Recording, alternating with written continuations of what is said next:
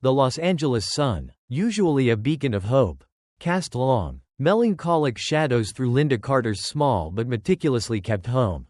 At 73, Linda, a retired schoolteacher, found solace in routine. Each morning began with a cup of Earl Grey tea, the gentle rustling of the Los Angeles Times, and then a brisk walk with her dear friends. Wah, Lan, and Cuck. They were her support system, her chosen family, sharing stories, laughter, and the inevitable aches of aging. Today, however, the tranquility was marred by an unexpected disruption. A crisp white envelope bearing the logo of St. Jude's Hospital sat on her kitchen table.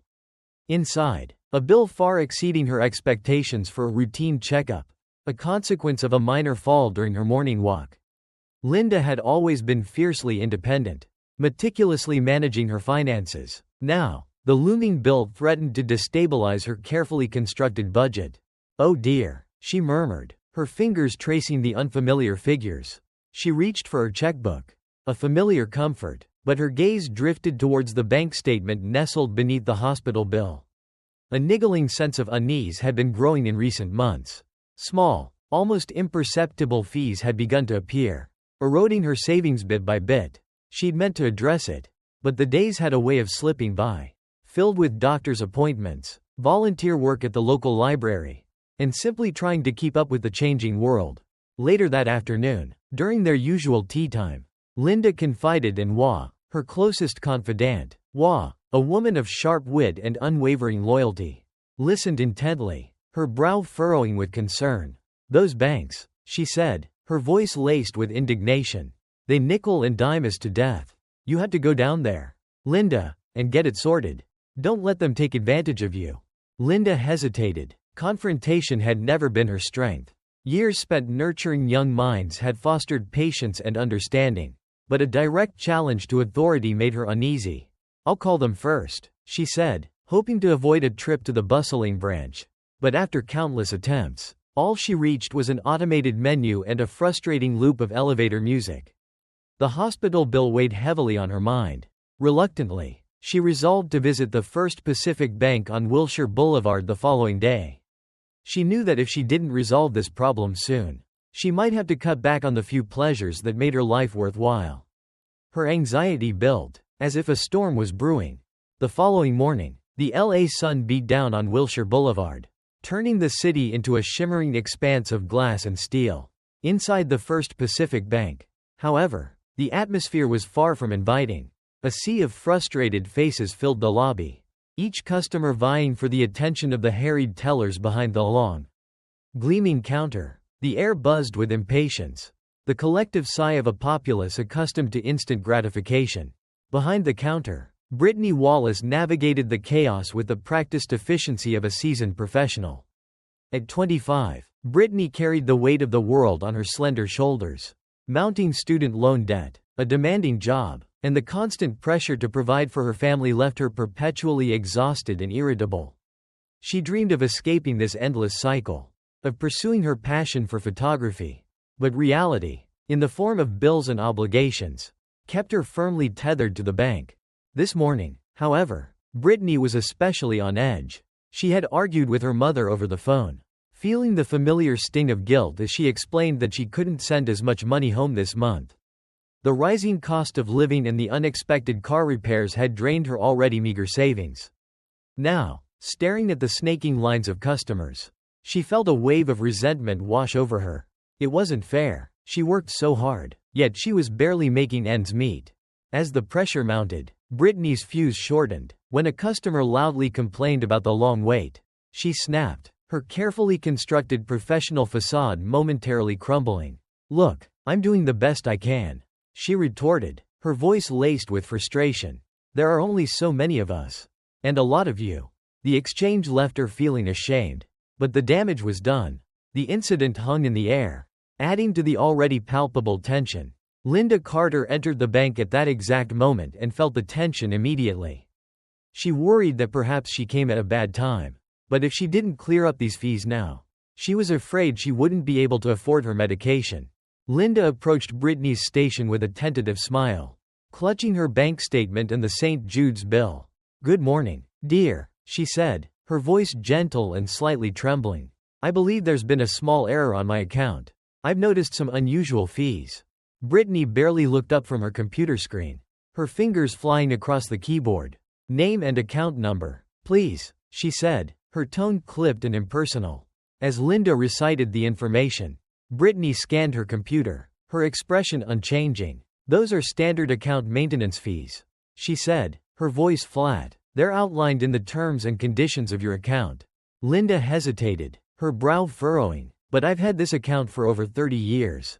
And I've never been charged these fees before. Surely, there's been a mistake. Brittany sighed, her patience wearing thin. Ma'am, those fees are clearly written on your statement. I can't do anything about it.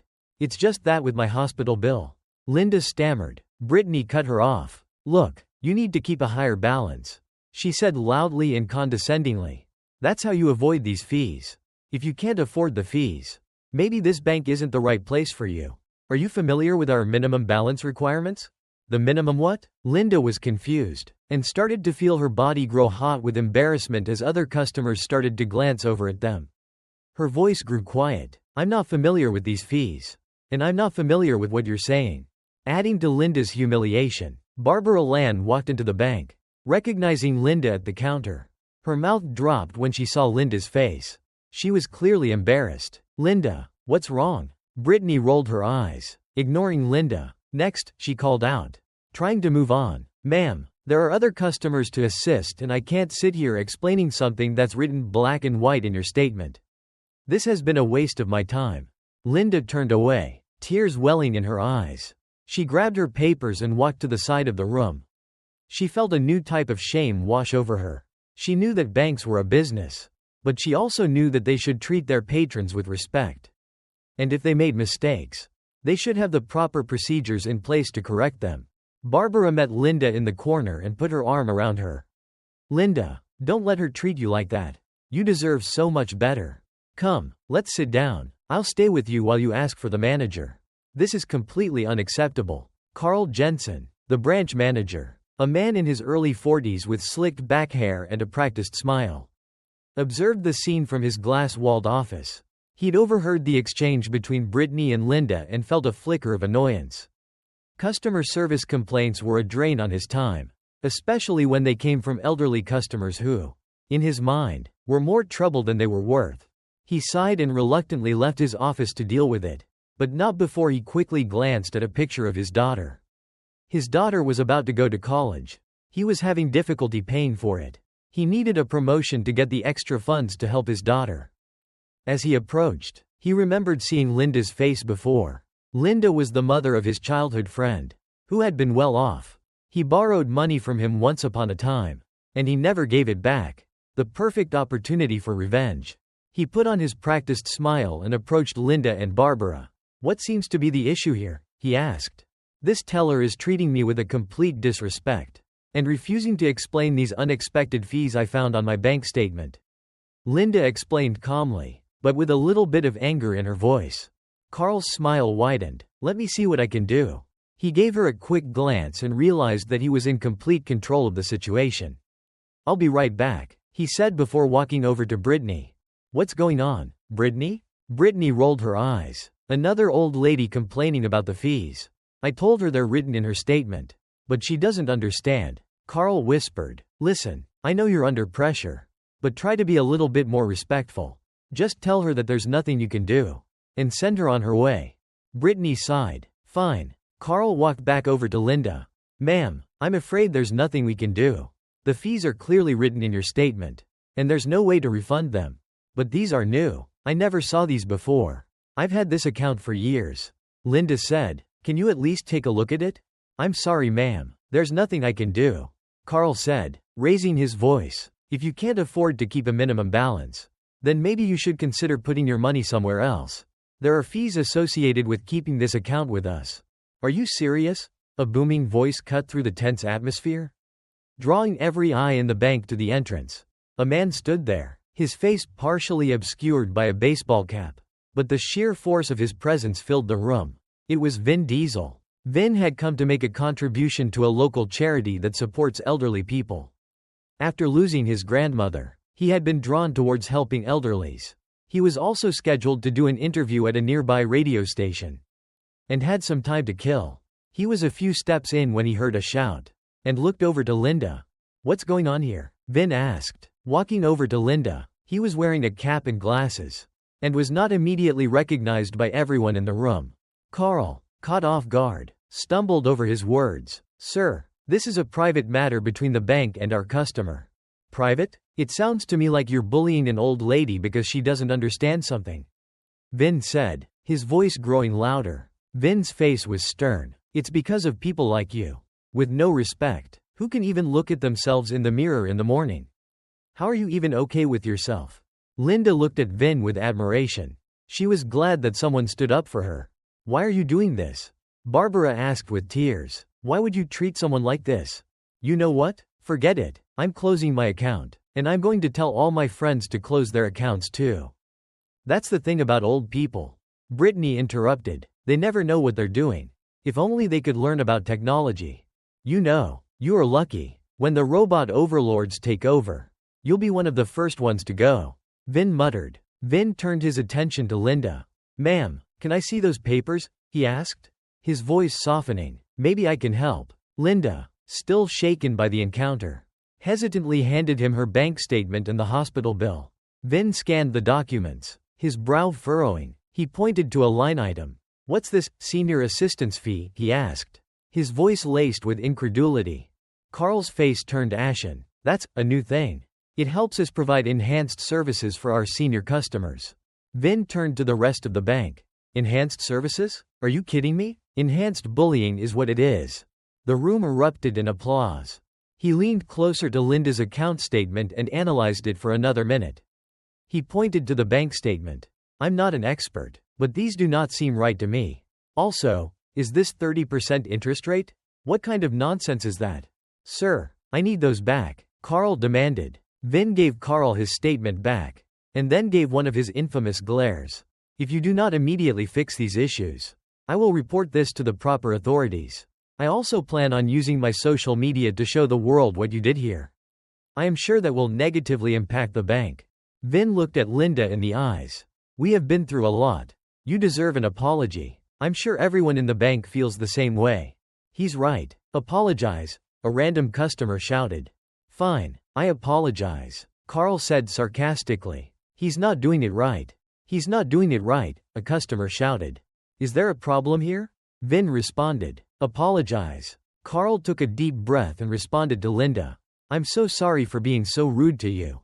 And I'm sorry for not correcting the problem myself. I hope you can find it in your heart to forgive me.